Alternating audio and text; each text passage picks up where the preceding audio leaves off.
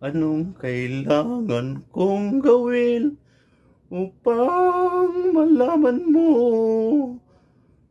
na ika'y minamahal ko?